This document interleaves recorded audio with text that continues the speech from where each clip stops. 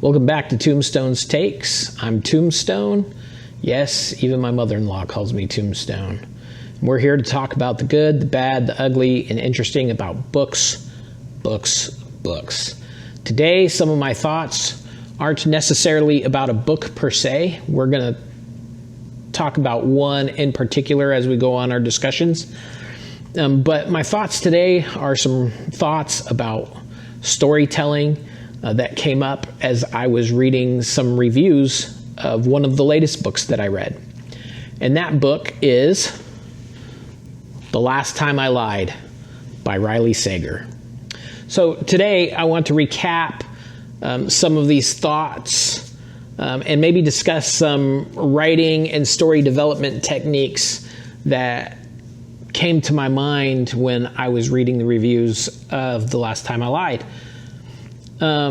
So there might be some minor spoilers in here. I'm not going to try and spoil anything, but if you really pay attention to context, there might be some major spoilers that occur. You should be able to figure out that, yeah, there may be major spoilers. So, yeah. But like I said, most of this discussion comes from the reviews that I was reading. And as I was reading the reviews of this book, I came across so many people saying things like this. Oh my gosh, this book was so exciting. I didn't see the end coming. Oh man, I'm still thinking about it now. I didn't see that twist coming. It was so shocking. I'm still blown away by what happened. I keep thinking about it over and over and over again.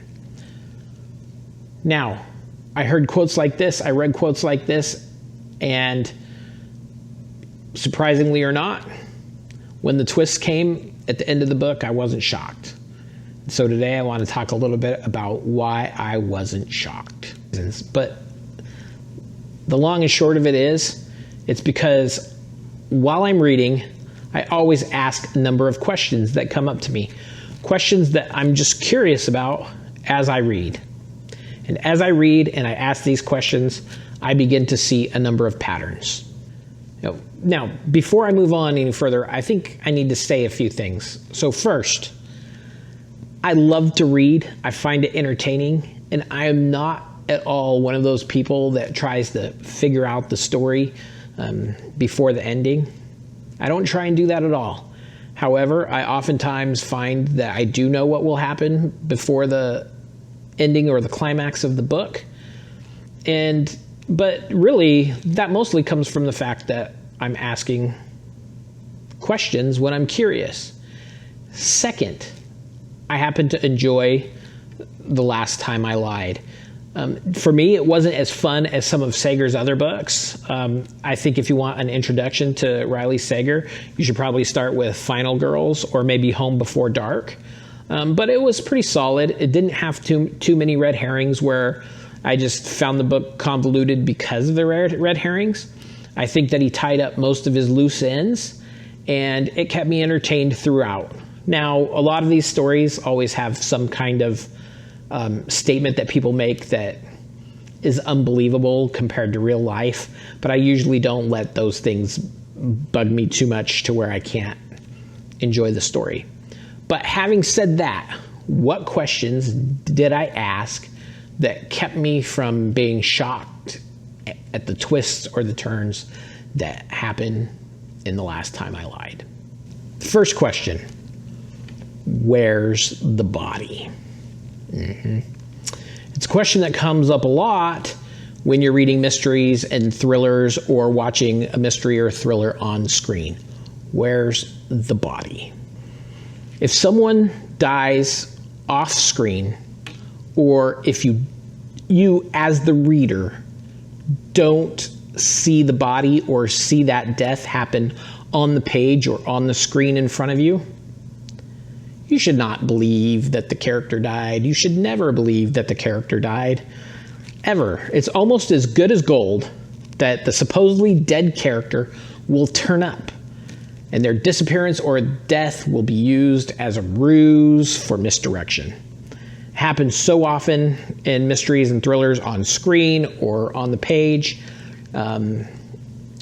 people just say, oh, and maybe a friend will come and say, so-and-so died. And they'll say, well, how'd it happen? But if that main character didn't see it happen, if it didn't happen on the page right in front of them, don't believe it. Don't believe it. Don't fall for it. Ever. Then another question that I like to ask that keeps me from being shocked or too surprised when the twists come is this. What does the main character really want? What is his or her end game? Now this is important. And why is it important? It's because mysteries and thrillers are oftentimes, what are they called? What's another name for them oftentimes? Whodunits, right? So if you got a whodunit, a mystery or a thriller, it's assuming that you as the reader are going to want to know who did it. And everything after that becomes a misdirection. Now this is important to go back to the question, what does the character really want? What's their end game? Because if you as a reader don't understand what the characters want, then any information presented to the reader has the potential to shock you. But it also allows the author to misdirect you because you're too busy asking who did it or what really happened. So if I look at these questions, what does the main character really want? What's his or her end game? And I use The Last Time I Lied as a framework for the setup. I can easily see how the question's answer can cause confusion and blind the reader to the mystery. What does Emma Davis really want? Why does she return to Camp Nightingale? Now she's going back to Camp Nightingale. Let me give you a setup here. What's The Last Time I Lied about according to the jacket copy or the cover blurb? Really, what it's about is about Emma Davis, who is asked to come to Camp Nightingale as a counselor. Now, Emma has some past with the camp. 15 years ago, she was a 13-year-old girl at the camp, and one night, her 3 bunkmates in her cabin, or her cabin mates, disappear, and they're never to be found. And that's the premise of the book. So when she returns as a counselor to Camp Nightingale, she starts to find new information that's coming to light about what happened to her friends 15 years ago. As a setup, you can easily see that this could lead to mystery and thrill, all the trappings of mysteries and thrillers. But how does the story frame Emma's desires? Why is she returning to Camp Nightingale? Why does she say yes to going back to a place where such a tragedy occurred in her life? According to the story or the information that the author gives us, we learn that Emma's there so that she can find some closure for what had happened 15 years ago, that she can be healed of the tragedy, and that she can move on from her life, because there are aspects of her life that are haunted every day from what had happened then. So because closure and healing are vague answers to the questions of what does Emma really want, what's her end game, it allows Riley Sager to set up his story, and he can lead Emma from clues to clues. So one clue that she finds is she finds Vivian's diary from years before. And that diary then leads her to ask questions about an insane asylum that was on the property of the camp. And it also allows Sager to set up the fact that someone is watching Emma. Someone's paying close attention to her, and she knows it. And this person who's watching her does things to her. For instance, this person traps some birds and then lets them loose in the cabin that she's staying in. So these events that come up, from her finding the diary, to the insane asylum, to the birds getting trapped, in the cabin. What do? They spark some other natural questions for readers. Now, if a reader hasn't asked, what does Emma really want? Or what's her end game? The reader's going to naturally assume, well, what does this mean? What does the insane asylum have to do with anything? Or who is watching Emma? And why are they placing birds in the cabin? But because the reader asks those questions, it's easier for Sager to turn those questions into separate answers, thereby shocking the reader. What I mean by that is that the answers to those questions don't necessarily always have to be the same person. So the person watching Emma or putting the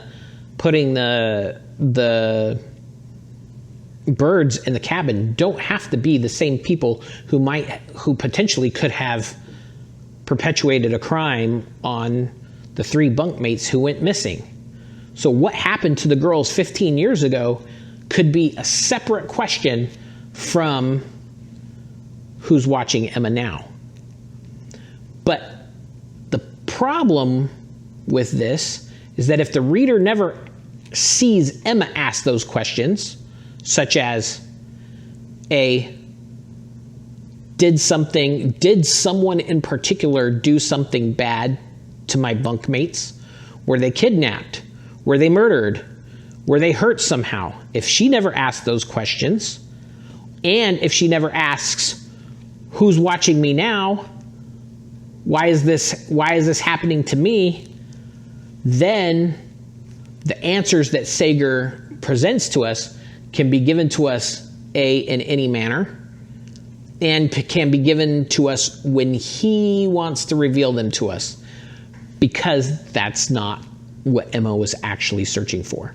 It gives Sager a timeline to be able to shock you with the information as he presents it. And this happens because you, as the reader, aren't given the information that Emma actually already has or is willing to give you as the narrative unfolds. And this has quite a different effect than a book like, say, Lee Child's first Jack Reacher story, The Killing Floor. In The Killing Floor, one of the things that happens, we know that it's a thriller. One of the things that happens is that Jack Reacher's brother is murdered at the beginning of the story, and Child tells us what's Reacher's endgame. He tells us that he's going to find the killers and that he's going to kill every one of them. Okay? But there's still a mystery there that needs to be solved. And one of the things that Jack Reacher tells us in the story is that details matter. He says, every small details matter. I don't know what the quote is, but he says, details matter. And that line from Jack Reacher is important because it signals to the reader that any clue, no matter how significant it is going to matter in how the mystery plays out. Which means that he's probably not going to give you enough clues to help you figure out enough on your own so that when it comes to the end, it's believable because you got some obscure one random statement about maybe the color of some guy's shoes one time that was 400 pages ago. Now, that doesn't happen to be the thing that leads Jack Reacher to the conclusion, but I'm just saying it could be the smallest insignificant little statement that breaks the case. So what am I rambling on about all this for? What does all this matter? Well, it matters because if the character asks the question in the narrative, then the author has to spend time addressing that question. But if she never asks the question, then the author can reveal what the author wants the reader to know in the time that he wants the reader to know it. And that's what ends up shocking the reader. If I ask the question, what does the character want? Or if I ask the question, why is the main character doing X over Y or over Z, then I'm not shocked by the information that the author decides to reveal in the time that the author decides to reveal it. And that's partially because I don't fall for the classic trick that the author wants you to fall for, which is to ask the question, who did it? Or how did they do it? Which is typically entirely irrelevant to actually learning who did it when you're reading a book. Of course, there are any number of other questions that I ask when I'm reading the narrative, other than just, what does this character want? Why are they doing this? I might ask, is it logical that they might make sense? Sometimes I ask, even if certain things are true, or how it's done, what's the verisimilitude to that in real life? I was a little bit annoyed in The Last Time I Lied, because you find out over 100 pages in that there were some mental health issues that Emma had, and the way that you find out is that some of the other characters, the people who run the camp, tell you that they found out about her mental health issues, and they say that the way that they found out was that they did a background check on her. And I was like, oh, that's totally unrealistic. They wouldn't have found out her mental health issues from a background check. I wasn't shocked by the ending of The Last Time I Lied. I wasn't shocked by any particular twists or turns, not like other people. And that doesn't really matter. The question in the end that really matters is, did I like the book? And did me asking questions in a different way than somebody else deter me from liking it? No, it didn't. I enjoyed the book. I had a good time. In fact, sometimes I'm annoyed if I find out rather too easily who did it. Although typically it doesn't matter to me one way if I get played or another. But if I do get played, I typically really, really enjoy it. But that doesn't necessarily mean that I found the revelations shocking. So if you're new to Sager, for me, as far as this book, I read this one. I've read most of his books. This one was one of my least favorite from him, even though I enjoyed it. I would, like I said earlier, start with Final Girls or Home Before Dark. I think those are some of the more easily accessible books from Sager if you want to start with some of his narratives. Yeah, the characters and the plots to those other books are a little bit more compelling than Emma Davis and Camp Nightingale. But I do hope to be able to read Sager's latest sometime soon. And if I do, I'll get back to you with a little review of it. I know we didn't talk too much about The Last Time I Lied. I didn't want to get into too many spoilers. But just know that if you do, you've got an insane asylum, some missing girls, and what happened right in the book. Remember, I'm Tombstone, and this is Tombstone's Takes, where we talk about the good, the bad, the ugly, and interesting about books. If you like what I do, please like and subscribe, and thanks for watching.